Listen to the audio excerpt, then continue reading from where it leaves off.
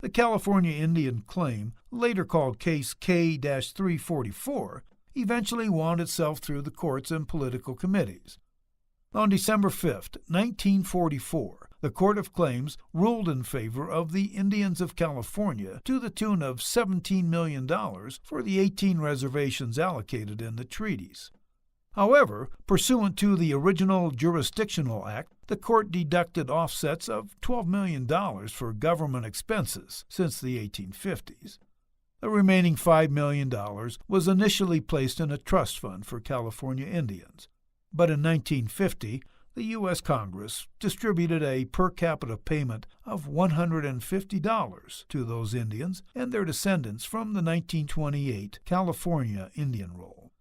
California Indians derisively referred to this payment as their TDP money, television down payment.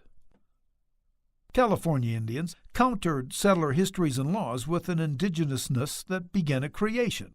Indigenous creation stories asserted that the indigenous people of California were not Indians of California, but Concows, Yukis, Paiutes, and members of other tribal nations. Creators made specific pieces of land for them. Creators placed a special people on that land. There were other people in California, but they spoke a different language and lived in other places. The Creator and Coyote then created the people's distinct cultures. Creation stories also claim indigenous sovereignty.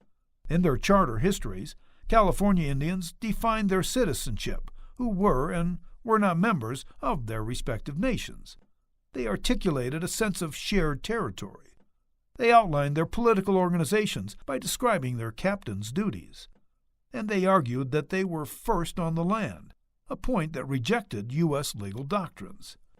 California Indians insisted that creators made the land specifically for them, thereby defying the legal doctrine of terra nullius, which undergirded the doctrine of discovery. California Indians used the land that the Creator had given them. Creation stories served as the beginning of the people's history. They detailed the creation of the California Indian land base, thus tying the people to specific places, and explained the people's physical creation and their cultural underpinnings. Rather than simply reflecting on the past, creation stories instructed California Indians how to deal with legal cases in the 1930s. California Indian creation narratives challenged the legal mechanisms that threatened Native identity, undermined tribal sovereignty, and destroyed indigenous land rights.